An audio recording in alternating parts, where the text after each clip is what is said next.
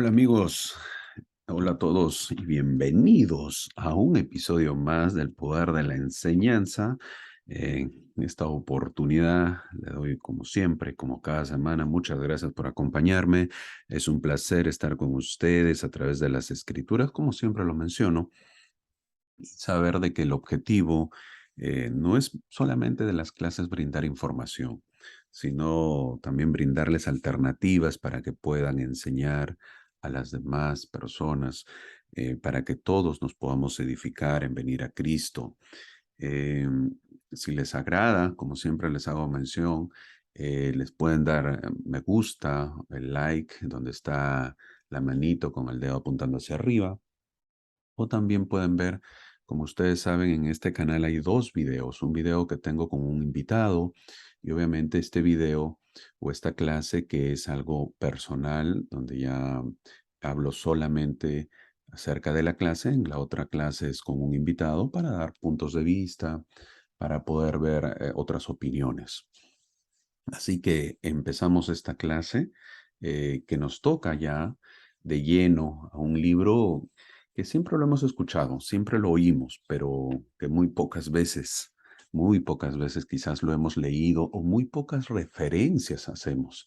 Y para ello vamos a ver en esta semana del manual, según el manual Ven, Sígueme, el cual es nuestra guía y el cual tratamos de hacer todo lo que menciona, es de la semana del 8 de agosto al 14 de agosto. En esta clase ya estamos y vamos a ver los salmos. Los salmos, el manual lo ha dividido en tres clases porque son un poco extensos este libro y lo ha dividido en tres clases, los cuales la primera clase que vamos a tocar el día de hoy toca del Salmo 1 al 46. Del 1 al 46. Obviamente la próxima clase veremos un poquito más, pero el día de hoy vamos a hacer una pequeña reseña de ello.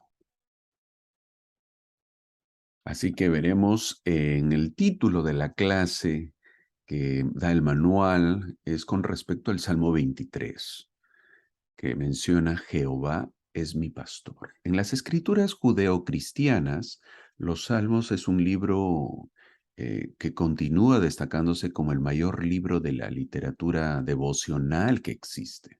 Es una colección de poemas. Parecen fáciles cuando lo vamos a leer, sin embargo, no es nada fácil hacerlos. Me refiero, construir un poema, obviamente que no es nada fácil. Hay mucho, tienes que haber, se tiene que conocer un poco la historia, se tiene que conocer lo que se desea, se tiene que conocer cómo pones los párrafos. Y esto obviamente no es nada fácil para hacerlo. Y eso lo vamos a ver. Los salmos también encapsulan los pensamientos, las esperanzas y sueños de gloria y exaltación de los israelitas. Su poesía brilla con el fuego de la devoción, el amor espiritual y en algunos lugares incluso el desafío contra los enemigos de Dios. Lo que lo exalza al Antiguo Testamento, pues obviamente son los salmos, ¿verdad? Algo que uno ve en la literatura incluso, que es estudiada la literatura, mencionan a los salmos. ¿Por qué? Porque obviamente eso le da un brillo especial, se podría decir, al Antiguo Testamento. Tan poderoso ha sido el impacto de los salmos sobre todos los israelitas que estos poemas en nuestro tiempo proporcionan una evidencia, una fuerte evidencia interna de la autenticidad del Libro de Mormón. Los salmos, con su estilo peculiar e incluso trazable, parecen haber influido tanto en Ley y en su familia, que algo de ese estilo aparece en sus escritos. ¿Y dónde dice eso? Bueno, veamos en Segunda de Nefi, capítulo 4, los versículos 28 al 30, que dicen: Despierta, alma mía, lo dijo Nefi. No desfallezcas más en el pecado. Regocíjate, oh corazón mío, y no des más lugar al enemigo de mi alma. En el versículo 29, no vuelvas a enojarte a causa de mis enemigos, no debilites mi fuerza por motivo de mis aflicciones. En el versículo 30 dice, regocíjate, oh mi corazón, y clama al Señor, y dile, oh Señor, te alabaré para siempre. Sí, mi alma se regocijará en ti, mi Dios, y la roca de mi salvación. Eso lo dice Nefi. Como dije, eso lo encontramos en Segunda de Nefi capítulo 4. Para muchos, los salmos es hermoso y obviamente, como mencioné, lo exalza al Antiguo Testamento. Para otros, al mismo tiempo, felizmente que no hay salmos en el libro de Mormón, es el pensamiento de muchos, y es por eso que el libro de Mormón lo hace un libro más sencillo, más fácil y de una lectura más rápida, se podría decir. Los salmos es como que detienen el Antiguo Testamento cuando uno lo lee. ¿Por qué? Porque tiene que hacer pausas para entenderlo, y eso a veces no gusta a muchos. Depende cómo lo veamos. Si te agrada un poema, si te agrada pues una lectura de una canción, veamos, o de un himno, entonces los salmos es tu libro favorito. Pero si no eres de las personas que no te agrada leer un himno, nunca he leído un himno, a pesar que lo canto, nunca lo he leído, nunca lo he entendido un himno, no sé ni de lo que trata el himno, solamente canto y canto, obviamente que no te van a gustar los salmos, por lo tanto el libro de Mormón va a ser a veces tu favorito, porque no hay salmos, a pesar de que aquí se menciona algo general. En el Nuevo Testamento, los salmos e Isaías son las escrituras más citadas, por lo visto, en el Nuevo Testamento. De un total de 83 citas directas del Antiguo Testamento, en el Nuevo se han contabilizado, en el Nuevo Testamento se han contabilizado 116, para tener una idea, ¿verdad? O sea, se menciona mucho. Los salmos también nos enseñan por qué debemos guardar el primer y gran mandamiento: amar al Señor con todo nuestro corazón, alma, mente y fuerza. Sanan el corazón los salmos, fortalecen nuestro poder, expanden la mente y reponen nuestra fuerza, aprovechan los anhelos más profundos y sinceros de Dios.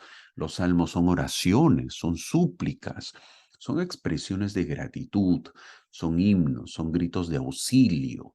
También son proféticos y mesiánicos, hay de todo tipo en los salmos. La misericordia del Señor es un tema central, al igual que la misión del Señor. Resuenan con aquellos cuyo corazón se acerca al Señor. En otras palabras, deberíamos leer los salmos cuando nos sentimos olvidados, nos sentimos solos, necesitamos perdón y misericordia, cuando nuestro corazón está cansado y nuestra energía se gasta, cuando estás acosado a veces por los enemigos, cuando los malvados parecen prosperar, nuestros enemigos, y uno se queda estancado, cuando estamos llenos de pesadez, quizás por la tentación y el pecado. También pues podemos leer los salmos cuando nuestro corazón está lleno de alabanza y de gratitud, cuando necesitamos el poder de la expiación, cuando estamos buscando un arrepentimiento, un perdón, cuando nuestro corazón está roto, nuestro espíritu está contrito. O sea, no hay excusa para leer un salmo. Ahora, los salmos como música, la música siempre se ha utilizado para inspirar, animar, expresar alabanza al Señor.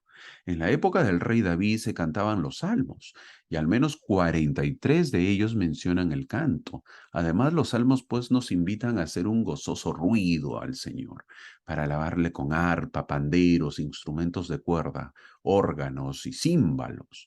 Aunque, obviamente, en esta época nosotros solo usamos pues el piano como instrumento de música. No se ha recomendado, no quiere decir que es obligatorio, pero no usamos instrumentos de viento en nuestras reuniones, sino el piano o el órgano. Los salmos también son himnos tomados del Antiguo Testamento. Los salmos son los poemas más amados del mundo occidental y los más nobles. Los salmos están dirigidos a Jehová y no mencionan el nombre de Jesucristo, aunque varios de los salmos llevan referencias a la vida y a la misión de Jesucristo. En nuestro himnario se incluyen varios salmos, pero el más conocido en español es Jehová mi pastor es. En inglés, no sé cuál es la traducción en español del himno. Hay un himno en inglés que también hace referencia al Salmos, es Alabado sea mi Señor. Eh, Siempre, obviamente, se ha tomado en cuenta los salmos. Los salmos también es conocido como el libro de adoración o el himnario del templo. Leer este libro siempre es reconfortante, aunque muchos no tenemos esa costumbre, no acostumbramos leerlo. No sabemos que al leerlo siempre vamos a encontrar alguna bendición para la vida y para nuestra alma. Otros dicen que es un himnario que habla de Cristo. Cristo es el tema de los salmos. Los salmos registran una profunda emoción, un sentimiento intenso, una emoción exaltada. Muchas veces también una melancolía. Los salmos juegan con las emociones del corazón humano. Hay varios tipos de salmos, pues, ¿no? Como ya lo mencioné, hay los salmos mesiánicos, hay los salmos históricos, hay los salmos de la naturaleza, de la creación, del arrepentimiento. Así que nosotros podemos leer y buscar la manera de poder encontrar sabiduría, consuelo, adoración a Dios a través de los salmos. El presidente Benson lo dijo eso está en la Leona de marzo del 87, a los que coleccionan las leonas o lo pueden buscar, mencionó, los salmos del Antiguo Testamento son un alimento nutritivo especial para el alma del que se encuentra atribulado. Eso lo dijo el presidente Benson. Lo repito, los salmos, como dice en la diapositiva, ¿no? Los salmos del Antiguo Testamento son un alimento nutritivo especial para el alma del que se encuentra atribulado. Eso mencionó el presidente Benson. Ahora vamos a entrar a lo que es los salmos. Y para ello empieza bien los salmos, desde el versículo 1 al 3 el Salmo 1. Del 1 al 3 dice, bienaventurado el hombre que no anda en consejo de malos, ni anda en camino de pecadores, ni se sienta en silla de escarnecedores, sino que en la ley de Jehová está su deleite, y en su ley medita de día y de noche, y será como un árbol plantado junto a corrientes de aguas, que da su fruto a su tiempo, y su hoja no se marchita. Y todo lo que hace prospera. Cuando la vida de las personas está en armonía con la voluntad del Señor, es como el Señor ha prometido en Levíticos capítulo 26, del 3 al 6, ahí menciona que si anduviereis en mis estatutos y guardareis mis mandamientos y los hiciereis, entonces os daré lluvia a su tiempo, y la tierra dará su fruto, y los árboles del campo darán su fruto, y vuestra trilla alcanzará hasta la vendimia, y la vendimia alcanzará hasta el tiempo de la siembra, y comeréis vuestro pan hasta saciaros, y habitaréis seguros en vuestra tierra, y daré paz en la tierra, y vosotros acostaréis, y nadie os atemorizará. Lo mismo menciona en Levítico. Entonces, obviamente, cuando alguien guarda los estatutos, guarda los mandamientos, va a ser bienaventurado, como dice el Salmo. Bienaventurado el hombre que no anda en consejo de malos, que se deleita en el versículo 2, que se deleita en la ley de Jehová, que lo medita día y noche. Qué curioso, día y noche, todo el día. Obviamente, en el versículo 3 menciona, y será como un árbol pues plantado, fuerte, junto a corrientes de agua, siempre alimentado, que va a dar fruto siempre, menciona. Y su hoja pues no se marchita porque va a estar bien alimentado y todo lo que va a hacer esa persona prospera. El presidente Kimball dijo en el año 84 también, eso esto lo encontramos en una leona. Dijo, hagamos estas cosas porque son correctas, porque satisfacen y porque somos obedientes a los consejos del Señor. En este espíritu estaremos preparados para la mayoría de las eventualidades y el Señor nos prosperará y nos consolará. Es cierto que vendrán tiempos difíciles porque el Señor los ha predicho. Y sí, las estacas de Sión son para defensa y para refugio contra la tempestad. Pero si vivimos con sabiduría y previsión, estaremos tan seguros como en la palma de su mano. Eso dijo el presidente Kim. El versículo 2, como lo leí, dice, meditar día y noche en su palabra. ¿Cuándo fue la última vez que lo hicimos? Es una pregunta que debemos hacernos. ¿Cuándo fue la última vez que nosotros meditamos en la palabra de Dios? ¿Cuándo fue la última vez que lo hicimos? ¿Cuándo fue la última vez que lo saboreamos y lo hemos pensado todo el día? Creo que deberíamos ponernos esa meta. De repente algún versículo que encontramos en las Escrituras, meditemos, pensemos en ello.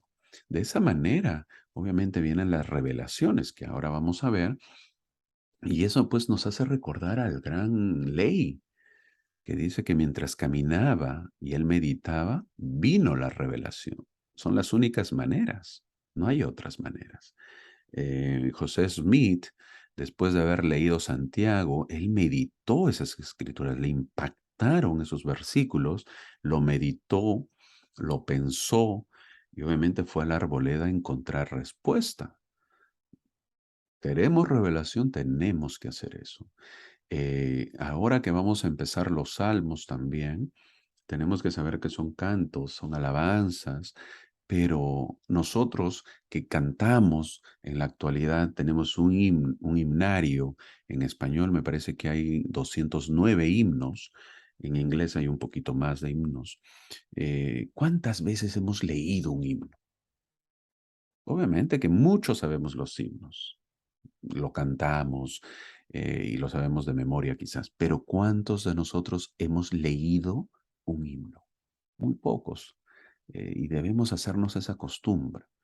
¿Qué es lo que canto? Leo. Yo sé que los himnos son alabanzas, están bien, están perfectamente, son formas de adoración, pero leámoslo también para que nosotros podamos entender y veamos que esos son cánticos, que son oraciones, que hay mucha enseñanza, mucha doctrina también en los himnos, que a veces lo pasamos por alto. Eh, con respecto a la meditación, debemos meditar acerca de nuestra apreciación de las leyes que Dios ha dado para controlar la conducta de los hombres sobre la tierra. Ahora, ¿qué indica la meditación? La meditación bíblica implica pues una profunda reflexión y estudio de la palabra de Dios. Cuando leemos las escrituras, ¿la estamos leyendo lentamente y con un propósito? ¿Estamos pensando en el significado de las palabras y cómo se relacionan con nuestras vidas y las vidas de los demás? Si es así, estamos meditando en la palabra de Dios, que eso implica retirarse de las distracciones de esta vida para que podamos fijar nuestros pensamientos en Dios y en su palabra. Al dejar de lado el ruido de este mundo, podremos centrar nuestra atención en Dios y entender sus caminos. Debemos meditar. La meditación requiere esfuerzo, tiempo. No se puede apresurar. A algunos les toma más tiempo, a otros un poco menos de tiempo. La meditación es una forma de interiorizar la palabra de Dios, llevándola a lo profundo de nuestros corazones, para que el Espíritu Santo pueda obrar a través de ella para guiarnos, enseñarnos, purificarnos y transformarnos desde dentro.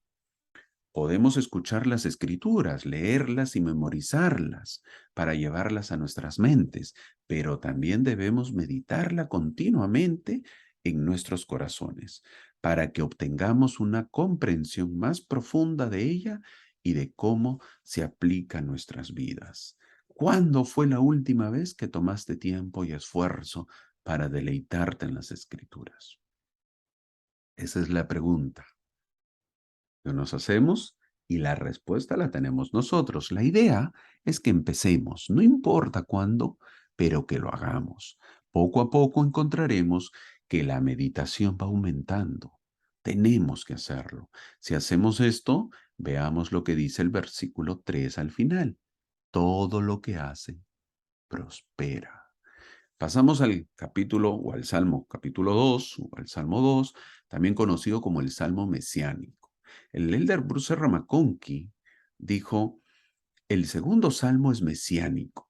Los dos primeros versículos hablan del rechazo de Jesús por parte de los judíos con estas palabras: ¿por qué se enfurecen las naciones y los pueblos piensan cosas vanas? Se levantan los reyes de la tierra y los gobernantes consultan juntos contra el Señor y contra su ungido. Hablamos con asombro y horror, y deberíamos hacerlo correctamente, del hecho de que los judíos, con las escrituras, los milagros delante de ellos, aún así rechazaron a su Dios, y lo hicieron tan violentamente y con tal firme determinación de que le provocaron la muerte por manos romanas. Eso lo dijo el elder Bruce Ramacón, que lo encontramos en su libro El Mesías Prometido. Ahora, en el Salmos 2, llegamos al Salmos 2:7, dice: yo publicaré el decreto, Jehová me ha dicho, mi hijo eres tú, yo te he engendrado hoy. Este versículo 7 de Salmos tiene mucha información. Este versículo supuestamente habla a Jehová, pero se refiere a él mismo. Al decir, mi hijo eres tú, y esto quizás sea un poquito confuso, pero por eso he puesto algunos versículos de referencia que son más explicativos en la parte inferior, para saber que el mismo ungido de Jehová está hablando. Y veamos en Hechos capítulo 13, versículo 33, está en la parte izquierda, que menciona y dice: la cual Dios ha cumplido a los hijos de ellos, a nosotros, resucitando a Jesús, como está escrito también en el Salmo segundo: mi hijo eres tú, yo te he engendrado hoy. En Hechos capítulo 13, versículo 33, menciona este salmo y este versículo. Esto ayuda mucho a lo que se refiere, y también lo vemos en Hebreos capítulo 1, versículo 5. Porque ¿a cuál de los ángeles dijo Dios jamás: mi hijo eres tú, yo te he engendrado hoy, y otra vez yo seré a él padre, y él me será a mí hijo? El ungido de Jehová recuerda lo que Dios el Padre le habló, identificándolo como el Hijo del Padre y enfatizando su posición como engendrado del Padre. Es sumamente importante entender que el Mesías fue definido como el Hijo de Dios por este pasaje. Por lo tanto, cada vez que Jesús hablaba de su Padre, afirmaba ser el ungido. ¿Qué significa Mesías? Significa ungido. Los judíos no hablaban de Dios como su Padre en el cielo. Así no se expresaban. Esa forma de hablar no formaba parte de su mentalidad. Solo el Mesías era el Hijo de Dios en su forma de pensar. Esto lo vemos en el Nuevo Testamento. Después que Cristo sanó al hombre en el estanque de Betesda, los líderes judíos lo criticaron y él respondió: mi Padre trabaja hasta ahora y yo trabajo. Juan capítulo 5, versículo 17. Simplemente estaba diciendo que estaba haciendo la obra de su Padre. Pero afirmar ser el Hijo de Dios era un gran problema en el Nuevo Testamento. Por eso procuraban más los judíos matarlo, porque no solo había quebrantado el sábado, sino que también decía que Dios era su Padre, haciéndose igual a Dios. Juan capítulo 5, versículo 18. Nota, aunque no lo creamos, en los salmos también hay nota, aunque muy pocas, pero hay notas. Mesías significa ungido, que es otro de los nombres que recibe Jesús. Ungido viene de la palabra ungir, lo cual se refería a un esperado rey del linaje de David, que liberaría a los judíos de la servidumbre extranjera y restablecería la edad dorada de Israel. Se le denominaba así, ya que era costumbre ungir en aceite a los reyes cuando se los proclamaba. Todos los profetas de los tiempos del Antiguo Testamento sabían y enseñaban que el Mesías prometido sería el Hijo de Dios. Todos, una vez más, todos los profetas del Antiguo Testamento sabían y enseñaban que el Mesías prometido sería el Hijo de Dios, el ungido. Fin de la nota. El Salmo 2 termina en el versículo 12 diciendo, bienaventurados todos los que en él confían. Ahora pasamos al Salmo 3, es el Salmo de David cuando huía de su hijo Absalón. Esto lo podemos ver en 2 de Samuel, capítulo 15, del capítulo 15 al 18, pero su corazón está registrado pues en este Salmos, en el Salmos número 3, y en el Salmo 4, que pasamos a ver, en el versículo 1, menciona, respóndeme cuando clamo, oh Dios de mi justicia, estando en angustia, tú me diste alivio. Ten misericordia de mí y oye mi oración. Cuando enseñamos sobre la oración, a menudo enseñamos que Dios siempre escucha nuestras oraciones, que siempre las contesta, pero quizás no sea del todo cierto. El Señor no siempre escucha nuestras oraciones. No escucha las oraciones de los impíos. Esto lo vemos en el Antiguo Testamento después que los hijos de Israel rechazaron al Señor como su rey, solicitando un rey mortal como las naciones que los rodeaban. El Señor les advirtió en 1 Samuel capítulo 8, versículo 18, que lo leo, dice, y clamaréis aquel día a causa de vuestro rey, que os habréis elegido, mas Jehová no os responderá en aquel día. Por otro lado, fin del versículo. Por otro lado, si santificamos el día de reposo, obedecemos la ley del ayuno y cuidamos de los pobres, el Señor promete escucharnos. Entonces llamarás y el Señor te responderá, dice Isaías 58 del 9 al 11. Clamarás y Él dirá, heme aquí, y el Señor te guiará continuamente. Eso lo encontramos en Isaías 58. Por lo tanto, la petición de David de ser escuchado no es solo una actuación. Él hace una petición que comenzó con Adán y ha sido una preocupación para todos los justos desde entonces. Todos somos pecadores y estamos destituidos de la gloria de Dios. Cuando Dios escucha y contesta nuestras oraciones, nos está haciendo un favor. Cuando los intentamos, Él escuchará. Cuando nuestras acciones lo ofenden, no tenemos ninguna promesa. En el Salmo 4, 5 menciona, ofreced sacrificios de justicia y confiad en Jehová. Las oportunidades de dedicarse al bien de los demás se presentan a diario. La madre que sirve a las necesidades de sus hijos, el padre que da de su tiempo para su instrucción, los padres que sacrifican el placer mundano por una vida hogareña de calidad, los jóvenes que cuidan a sus padres mayores, el servicio de maestros orientadores y de maestras visitantes, el tiempo para el servicio compasivo, dándole confort a aquellos que necesitan fortaleza, sirviendo con diligencia en llamamientos de la iglesia, las donaciones financieras para el diezmo, ofrendas de ayuno, apoyo a los misioneros en la construcción de templos. Verdaderamente el día del sacrificio no ha pasado, dijo el elder o el presidente, bueno, el elder Benson, porque todavía creo no era profeta en ese tiempo, en el año 79, con respecto al versículo 5 del Salmos 4. Ofreced sacrificios de justicia y confiad en Jehová. Y lo que he leído, obviamente, son sacrificios de justicia. Y todavía se hacen en nuestra época.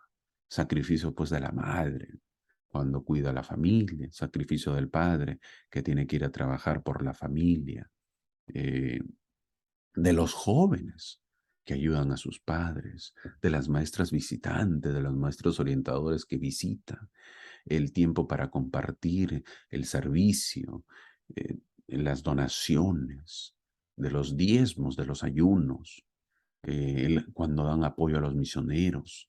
Todo eso son sacrificios. Y bien claro dice el versículo 5, ofreced sacrificios de justicia y confiad en Jehová.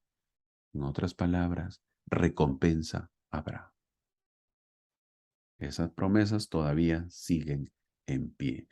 Llegamos al Salmo 5 Dice en el versículo 3, oh Jehová, de mañana oirás mi voz, de mañana me presentaré ante ti y esperaré. Un gran consejo para el momento de levantarnos, hacer una oración, orar a Dios para que tengamos un bonito día. Al final del versículo 3 dice esperar. Presentaré ante ti y esperaré.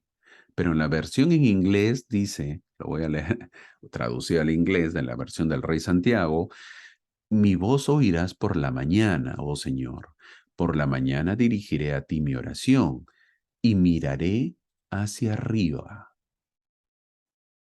Curioso, ¿verdad? ¿Cómo cambia? En español dice esperaré y en inglés dice miraré, bueno, obviamente esperando, miraré hacia arriba. El presidente Howard Hunter, dijo, si la oración es solo un grito espasmódico, de vez en cuando, en el momento de la crisis, entonces es completamente egoísta. Y llegamos a pensar en Dios como un reparador o en una agencia de servicios para ayudarnos solo en nuestras emergencias. Debemos recordar al Altísimo día y noche, siempre, no solo en los momentos en que toda otra ayuda ha fallado y necesitamos ayuda desesperadamente. Si hay algún elemento en la vida humana en el que tenemos un registro de éxito milagroso y valor inestimable para el alma humana, es la comunicación devota y reverencial con nuestro Padre Celestial. Tal vez lo que este mundo necesita más que nada es mirar hacia arriba, como dijo el salmista. Mirar hacia arriba tanto en nuestras alegrías como en nuestras aflicciones, en nuestra abundancia como en nuestra necesidad.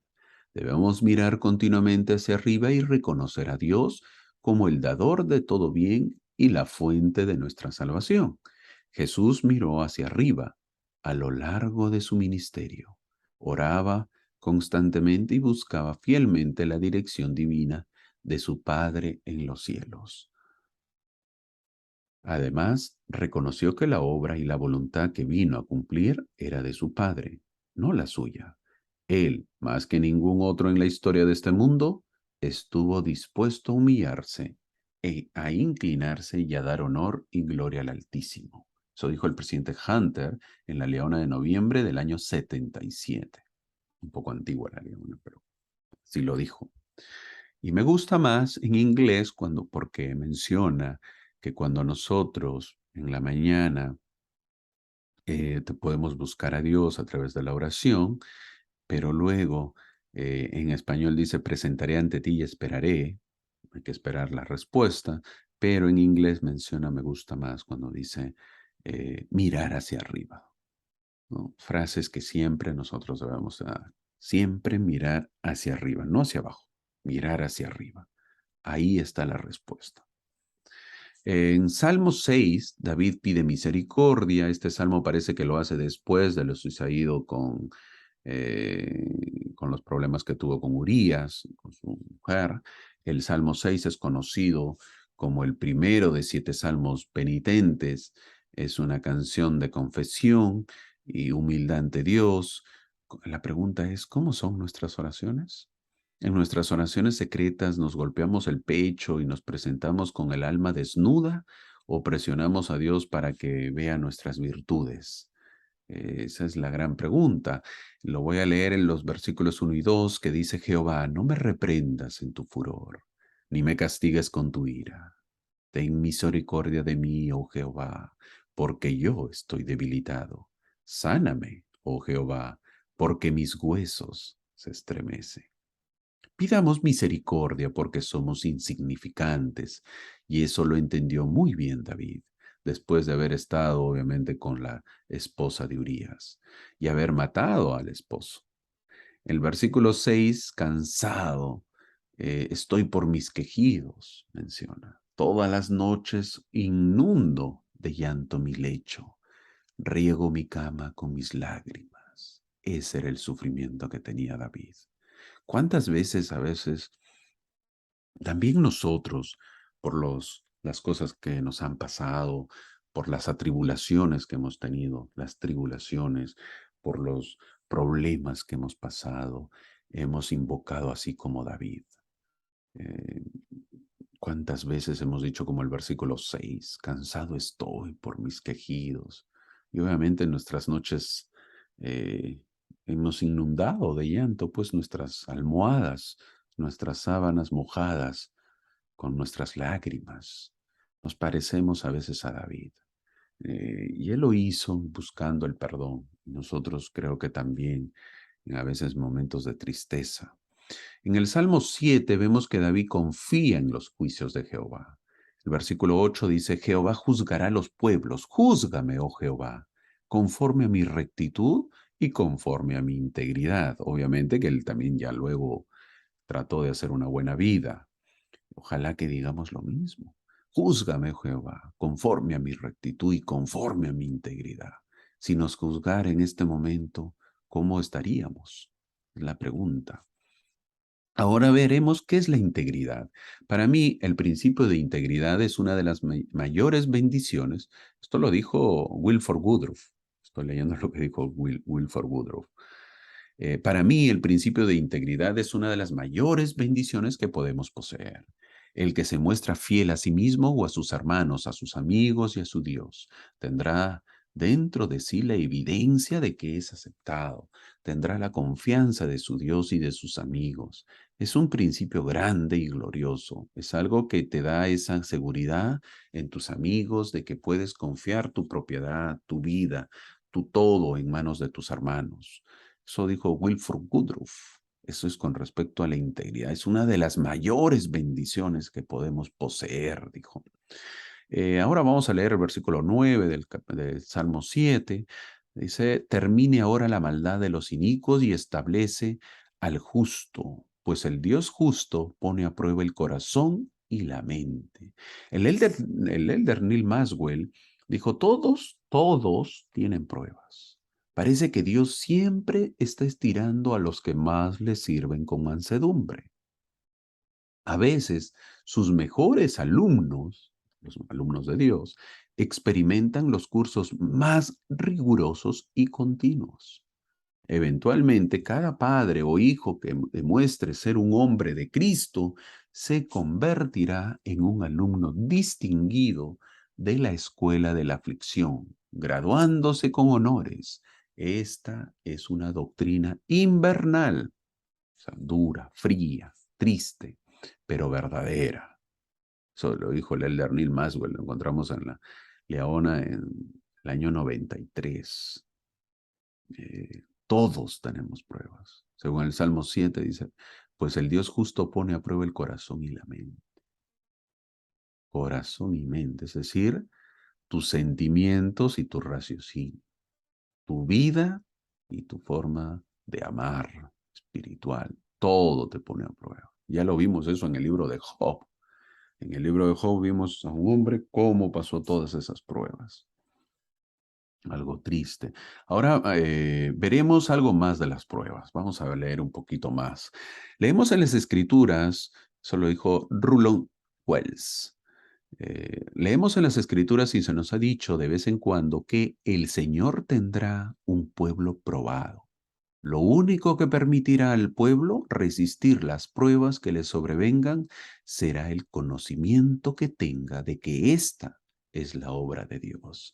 Cuando ese conocimiento haya echado raíces en sus corazones, pueden venir las tormentas de la adversidad y las grandes calamidades, pero se mantendrán firmes e inconmovibles, porque su fe estará fundada sobre la roca de la revelación.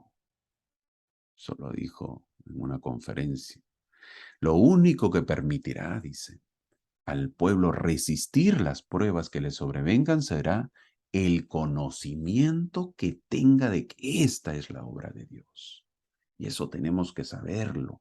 No olvidemos la clase pasada que vimos a Job, que pasó por grandes pruebas. No fueron pruebitas, sino pruebas inmensas, pruebotas. Perdió 10 hijos. No fue uno, no dos, no tres, sino 10 hijos. Muchos han dicho que que como es el padre, no lo sintió el dolor. Totalmente falso. Y algunos dicen que porque la madre es la que siente más. Eso no es verdad.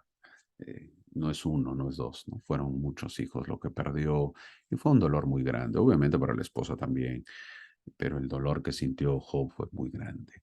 Y eso tenemos que saber nosotros de que todos pasaremos pruebas. No, para eso venimos a este mundo.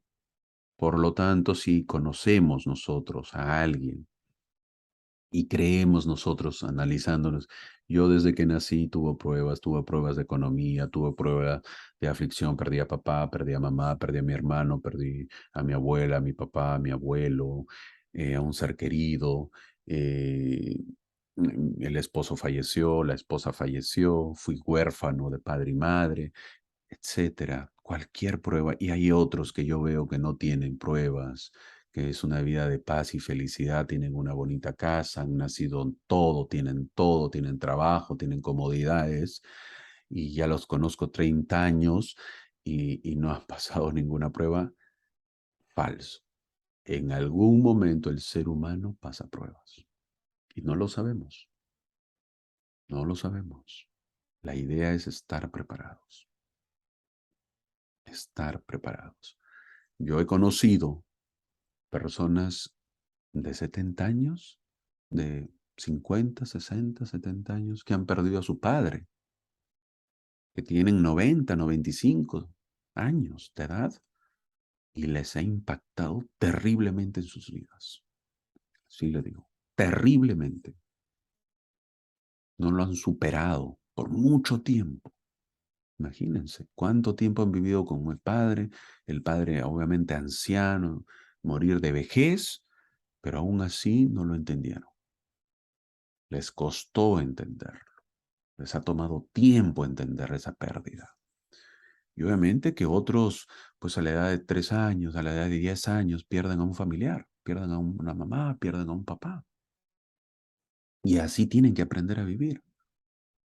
Entonces, todos pasamos pruebas. Hay pruebas de todo tipo, de todo tipo. Mucha gente vive que tiene problemas emocionales. Pueden tener de todo, una vida feliz, pero obviamente viven de repente con una presión muy grande, se deprimen.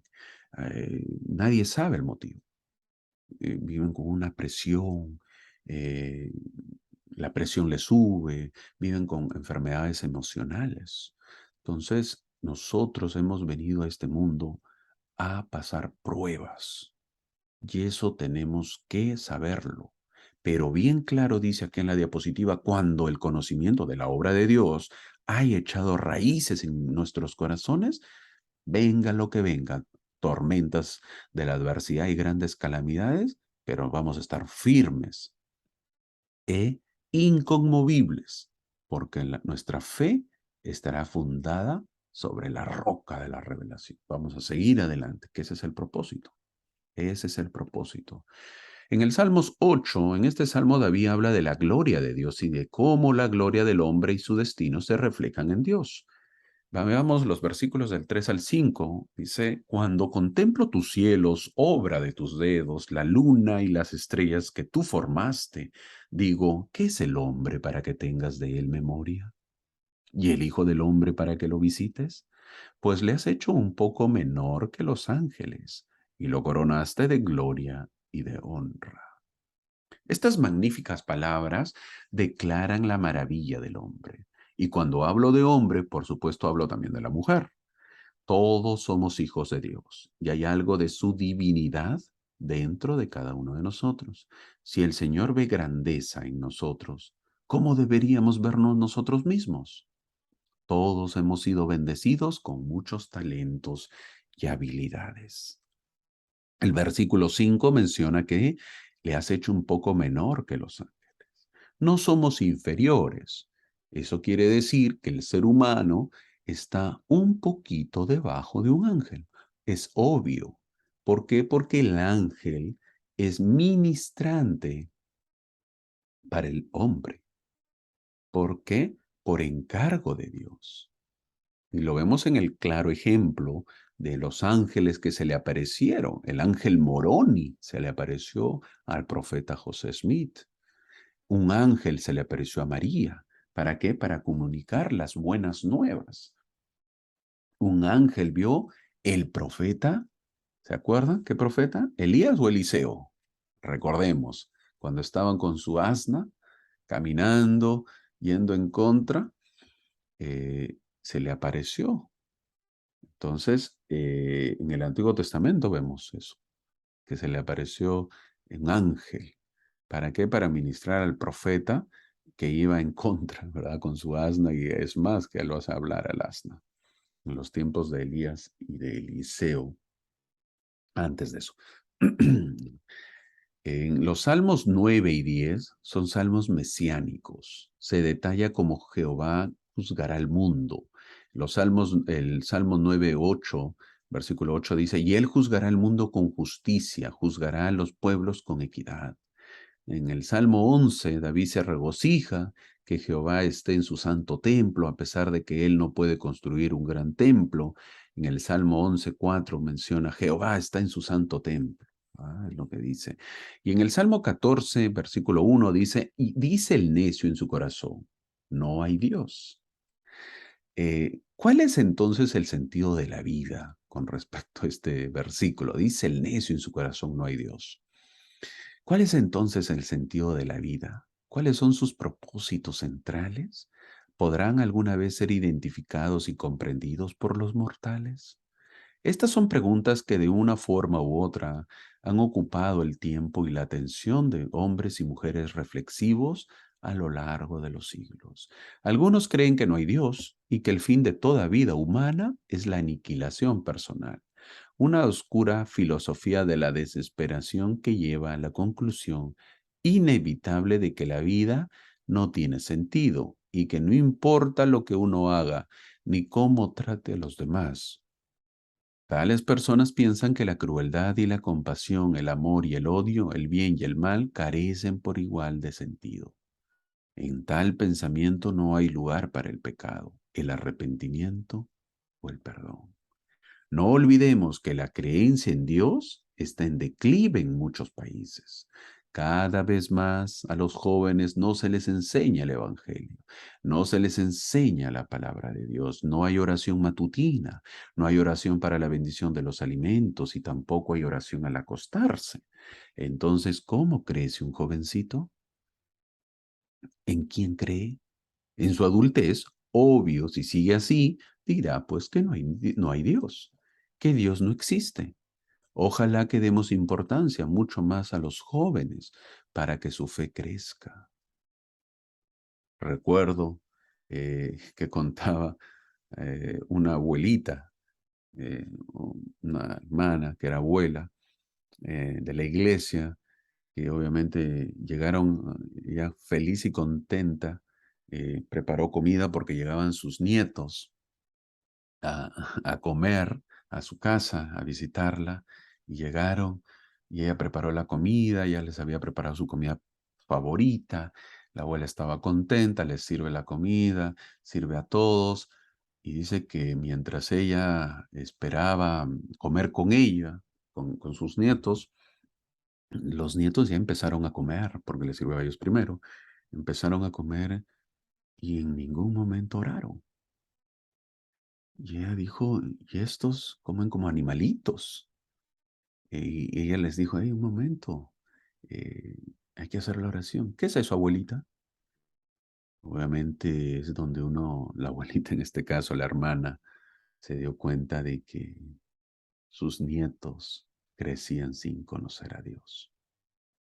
Sin conocer a Dios. Pregunta, si crecen así,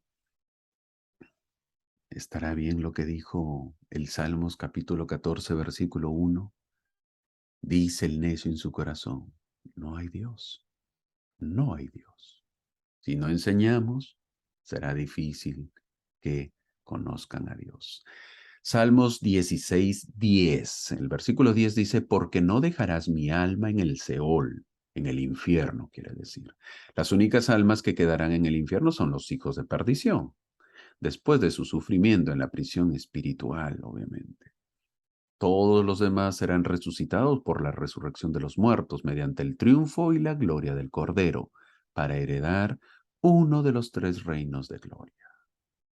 Nota, lo que diré en este momento solo es un comentario. No es ninguna doctrina de la Iglesia. Por favor, soy bien claro y específico en lo que menciono. Es comentario, no es doctrina. Algunos, y ahora lo menciono, algunos mencionan que cuando se menciona que todos resucitaremos, se refiere que todos, salvo los hijos de perdición, que no tendrán cuerpo. Ellos seguirán siendo espíritus y no podrán tener un cuerpo nunca más. Otros mencionan que incluso los hijos de perdición resucitarán, pero que no serán redimidos de la muerte espiritual. Y obvio que no tendrán ningún reino de la iglesia, reino de gloria. ¿Es claro? Lo vuelvo a repetir de repente si no lo estamos entendiendo. Algunos mencionan en la iglesia que cuando se menciona que cuando dice que todos vamos a resucitar, se refiere pues obviamente que todos, pero los que no van a resucitar serán los hijos de perdición. ¿Por qué? Porque ellos no van a tener un cuerpo. Sería ilógico que tengan un cuerpo, porque todos son espíritus, ¿correcto? Eso mencionan unos, un grupo. El otro grupo menciona que incluso los hijos de perdición resucitarán. Algo medio ilógico, porque ellos van a tener un cuerpo y estarán con los demás espíritus malos. Entonces la pregunta es, ¿cuál es del todo cierto? George Cannon, apóstol de la iglesia, dijo, en muchas mentes ha habido un gran malentendido sobre la cuestión de la resurrección. Algunos han tenido la idea y la han enseñado que los hijos de perdición no resucitarán en absoluto.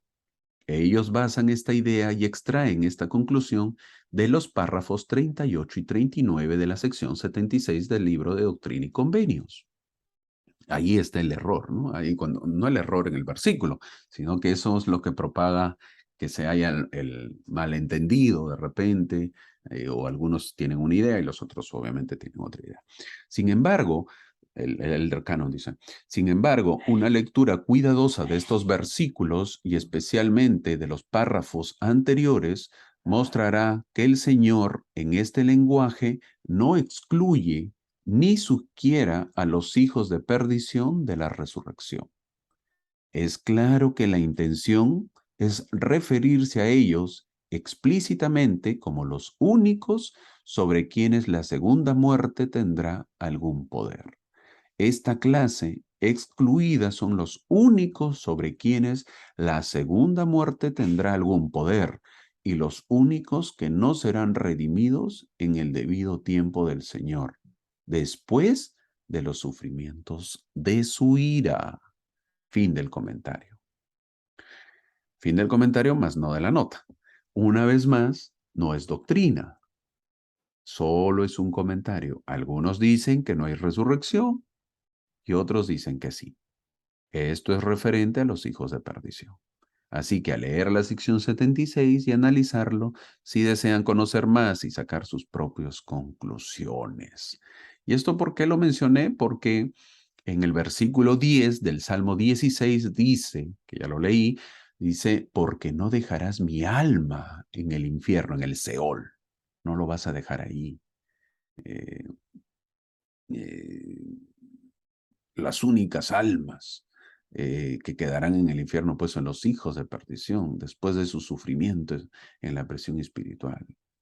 Eh, Eso es lo que menciona el versículo. Entonces, la pregunta es, ¿quiénes estarán en el infierno realmente y cómo, verdad? Fin de la nota. Espero que les dejé ahí alguna incógnita.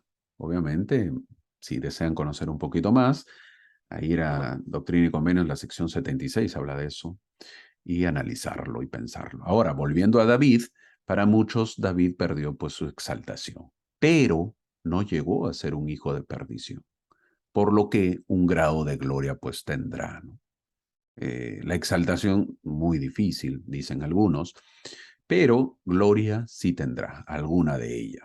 En el Salmo 19, avanzando, el famoso que es mencionado en muchas conferencias por los líderes de la iglesia, C.S. Lewis, escribió: considero que este es el mayor poema del Salterio, de los Salmos, y una de las mejores letras del mundo. Salmos 19:1, los cielos cuentan la gloria de Dios y el firmamento anuncia la obra de sus manos. Fin del versículo. El astronauta Don Lind dijo, cuando fue obviamente al espacio, dijo: mirar hacia abajo a la Tierra desde el espacio es absolutamente increíble. Sabía de antemano exactamente lo que iba a ver. Estaba preparado intelectualmente, pero no estaba preparado emocionalmente para lo que vi. El mundo es muy grande, lo sabía, pero ver esta enorme y magnífica esfera girando lentamente debajo de mí fue abrumador. No tengo la capacidad de describir cómo era realmente, y ninguna emulsión fotográfica puede siquiera comenzar a hacerle justicia. La visibilidad, por supuesto, fue excelente, pero me sorprendió la intensidad de los colores. Fin del comentario. Toda la belleza de la Tierra lleva la huella dactilar, la huella de su dedo, de su mano, del maestro, del creador. Y eso obviamente lo vemos en el Salmo 1, 19:1. Una vez más lo leo, dice: los cielos cuentan la gloria de Dios y el firmamento anuncia la obra de sus manos. Fin del versículo. Y ojalá que siempre estemos agradecidos por toda la creación. Y es un deleite poderlo ver, y que debemos cuidar esta creación, debemos cuidar nuestro medio ambiente, nuestro mundo. A veces ya no se encuentran ríos, ya no se encuentran lugares para apreciar la naturaleza. Podamos aprender a vivir en la naturaleza. En el Salmos 22, esta es una especie de joya entre los salmos y es particularmente excelente y notable. Contiene esos sufrimientos profundos, sublimes y pesados de Cristo cuando agonizaba en medio de los terrores y dolores de la ira y muerte divina que superan a todos los seres humanos. En el Salmo 22:1 dice: Dios mío, ¿por qué me has desamparado? ¿Por qué estás lejos de mi salvación y de las palabras de mi clamor? Cuando Cristo está en la cruz pronuncia este famoso pasaje. Era una expresión de sus sentimientos más íntimos, era una súplica sincera de comprensión, pero también fue un momento de enseñanza. Los que se burlaban de él diciendo: si eres el rey de Israel, descienda ahora de la cruz y creeremos en él, dijo en Mateo 27:42. Eran los principales sacerdotes. Es increíble, y eso lo vamos a ver el próximo año en el Nuevo Testamento. Ellos eran los que decían, ¿no? Los principales sacerdotes, los que conocían pues toda la doctrina, y los escribas. Deberían haber conocido las escrituras mejor que nadie. Deberían haber sabido, y lo sabían, que el pasaje Dios mío, ¿por qué me has desamparado? Pues era la primera línea del Salmo 22, que ellos lo tenían y lo leían. Eso es lo curioso, ¿verdad? Deberían haber reconocido que Jesús estaba haciendo referencia a todo el Salmo al citar esta línea. Los escribas pues eran los eruditos en las escrituras, los principales sacerdotes habían leído este salmo: Dios mío, ¿por qué me has desamparado? Y verlo a Cristo pronunciando esas palabras, ¿cómo no te vas a dar cuenta? Te dabas cuenta, pero así te encegueces a veces. Se enceguecieron. Eh, Era algo terrible. Debieron haber reconocido que el Mesías estaba en ese momento en la cruz y sufriendo, tal como lo había profetizado el Salmo 22. Entonces deberían haber sentido remordimiento y culpa. Entonces deberían haber entendido que sus burlas habían sido profetizadas por David milenios antes. Es posible que el Padre, la pregunta también que nos hacemos ¿es posible que el Padre Celestial realmente lo haya abandonado? ¿Podría Dios haberlo abandonado en esta hora santísima y terrible? Y la respuesta es sí, ciertamente. Porque Cristo se había hecho culpable de los pecados del mundo, culpable en nuestro lugar. ¿Qué sucede con el resto de nosotros cuando somos culpables de pecado? El Espíritu de Dios se retira de nosotros. Los cielos se cierran y nos quedamos solos para conocernos en nuestra culpa hasta que nos arrepintamos. En Getsemaní, los mejores entre nosotros indirectamente se convirtieron en los peores entre nosotros y sufrió las profundidades mismas del infierno. Y como culpable, el Salvador experimentó por primera vez en su vida la pérdida del Espíritu de Dios y de la comunión con su Padre. Son los versículos del 13 al 19, pues describen la crucifixión. En el Salmo 23, llegamos al Salmo 23, millones de personas eh, han memorizado este salmo. Incluso aquellos que han aprendido algunas otras porciones de las escrituras. Los pastores de muchas iglesias lo han usado para consolar a personas, lo usan, que están pasando por pruebas personales severas, que sufren enfermedades o que están muriendo. En la cárcel es muy recitado este salmo. Para algunos las palabras de este salmo han sido lo último que han dicho también en su vida. Versículos del 1 al 3 dice, Jehová es mi pastor, nada me faltará. En lugares de delicados pastos me hará descansar. Junto a aguas de reposo me pastoreará. Confortará mi alma, me guiará por sendas de justicia por amor de su nombre. Grandes versículos. Jehová es mi pastor, nada me faltará. Y obviamente que en eso está basado el himno. En el Salmo 24 por si acaso, fue leído en la dedicación del templo de Kirtla por Sinnerigdo. El Salmos 24, de los versículos del 3 al 4, dice, ¿quién subirá al monte de Jehová? ¿Por qué se menciona el monte de Jehová? ¿Por qué? Porque Jerusalén está en una pequeña montaña. ¿No? Es una pequeña montaña. Obviamente que la mayoría que es alrededor, es por eso que era difícil conquistar Jerusalén. ¿Se acuerdan que les fue complicado? ¿Por qué? Porque ellos están arriba, obviamente el ejército enemigo está abajo, les es complicado subir y conquistar. Y obviamente arriba construyeron el monte. Es por eso que siempre se habla el monte de Jehová. Y eso se refiere al templo. El versículo 4 menciona del Salmo 24 que estoy leyendo, el limpio de manos y puro de corazón, el que no ha elevado su alma a la vanidad ni jurado con engaño, es decir, quien no es vanidoso. Vivimos en un mundo muy vanidoso y este versículo se nos pide que no elevemos nuestra alma a la vanidad. Eh, algo que obviamente adolecemos nosotros, que pasamos por muchas dificultades, como es la vanidad. Eh, y es algo cotidiano que el mundo vivimos y nosotros caemos en esos juegos de ser vanidosos. Nos encanta la, la vanidad, nos encanta presumir, nos encanta obviamente estar cerca y eso nos lleva al orgullo.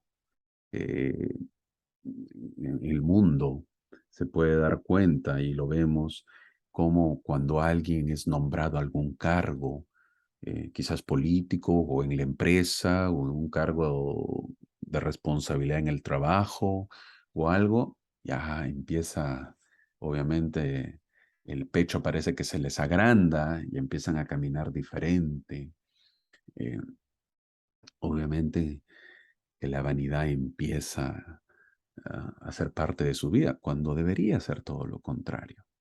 Deberíamos ser más humildes, cosa que es de repente difícil, pero la vanidad nos envuelve muchas veces. Somos muy vanidosos. Y nosotros como hijos de Dios, como miembros de la iglesia, como conocedores de Cristo, tenemos que cambiar eso. tenemos que dejar de ser vanidosos.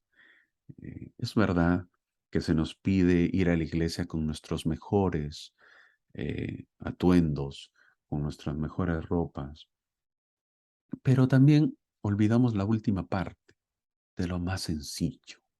No es necesario, obviamente, ir a derrochar, pues, vanidad, cuando ese no es el objetivo, pero sí una sencillez, y eso dependerá de cada uno. Saber de que eso no es bueno en nuestras vidas.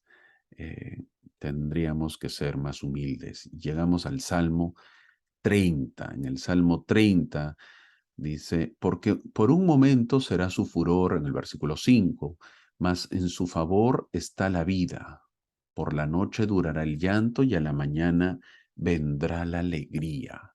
Se puede suponer con seguridad que ninguna persona ha vivido alguna vez completamente libre de sufrimiento y tribulación. Ya lo mencioné hace un momento. Ni ha habido un periodo en la historia humana que no haya tenido su parte completa de confusión, ruina y miseria. Cuando el camino de la vida toma un giro cruel, existe la tentación de hacer la pregunta, ¿por qué yo? La mayoría de las veces nos autoinculpamos. A veces parece que no hay luz al final del túnel. No hay amanecer que rompa la oscuridad de la noche. Nos sentimos rodeados por el dolor de los corazones rotos, la desilusión de los sueños rotos. Pero el versículo 5 del Salmo 30, que ya lo mencioné, dice, por la mañana durará el llanto, por la noche durará el llanto, y a la mañana vendrá la alegría. Siempre después de una tristeza viene la alegría. Siempre.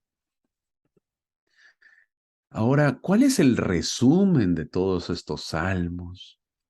Eh, el resumen, bueno, vemos que es la meditación, por ejemplo, ¿no? Hemos leído acerca de la meditación, como dicen los primeros versículos. Y el elder Benson, una vez más, menciona, el hombre debe tomarse un tiempo para meditar, para barrer las telarañas de su mente, para que pueda agarrar más firmemente la verdad y pasar menos tiempo persiguiendo fantasmas y entreteniéndose en proyectos de menor valor. Tómese el tiempo para meditar. Reflexiona sobre el significado del trabajo en el que estás comprometido. El Señor ha aconsejado que las solemnidades de la eternidad reposen en vuestra mente. Doctrina y Convenios 43-34. No pueden hacer eso cuando sus mentes están preocupadas por las preocupaciones del mundo. Eso lo dijo el presidente Benson. Tomarnos un tiempo para meditar. Eso sería el resumen. Estos hombres nos dan grandes consejos y los salmos son para eso, para disfrutarlo. Vamos a ver lo que dijo el presidente Hinckley. Dijo, vivimos en un mundo muy loco, cuando todo está dicho y hecho. Las presiones son tremendas, volamos a altas velocidades, conducimos a altas velocidades, nos programamos a nosotros mismos, pero apenas hay tiempo para reflexionar y pensar y hacer una pausa y meditar. Me atrevo a decir que la mayoría de los que están hoy en esta sala no se han tomado una hora en el último año para sentarse en silencio, cada uno para sí mismo, como un hijo de Dios, reflexionando sobre su lugar en este mundo, sobre su destino, sobre su capacidad de hacer el bien, sobre su misión de hacer algunos cambios para el bien. Necesitamos que, recuerdo tan vívidamente al presidente McKay en su vejez, en una reunión con sus consejeros y los 12 diciendo, hermanos, necesitamos tomar más tiempo para meditar, para pensar en silencio. Eso hemos aprendido de los salmos. Esos salmos cobrarán vida en nosotros si los aprendemos, si los meditamos, si los recitamos quizás, si los recordamos al... Nos grabamos a un salmo. Recordemos que para entrar en el templo, esa es una de las metas que uno debe tener. Y también recordemos lo que menciona el salmo que leímos acerca de la vanidad. que dejemos de ser vanidosos. Muchas veces se nos acusa, entre comillas, acusa que tenemos unos magníficos templos, unas magníficas iglesias, unas magníficas capillas, como síntoma o sinónimo o símbolo de vanidad, cuando no es así, cuando no es así. Nuestra vanidad no va por ese lado. Y obviamente que nosotros reflejemos que no somos vanidosos, a pesar que es un pecado favorito en esta época, en este tiempo. Los salmos son cánticos y nosotros en la actualidad tenemos himnos, pero muchas veces no lo cantamos, que susurramos cuando deberíamos cantar a viva voz. No cantamos, sino susurramos. Y no es la idea susurrar, sino cantar a viva voz, ya que sabemos que son oraciones a nuestro Dios. No olvidemos el viejo dicho que dice, un milagro sucede cuando cambias lágrimas por oración y miedo por fe. Que estos salmos puedan ser oraciones a través de nuestra fe. Muchas gracias. Les espero la próxima semana como siempre, en una clase más. Gracias.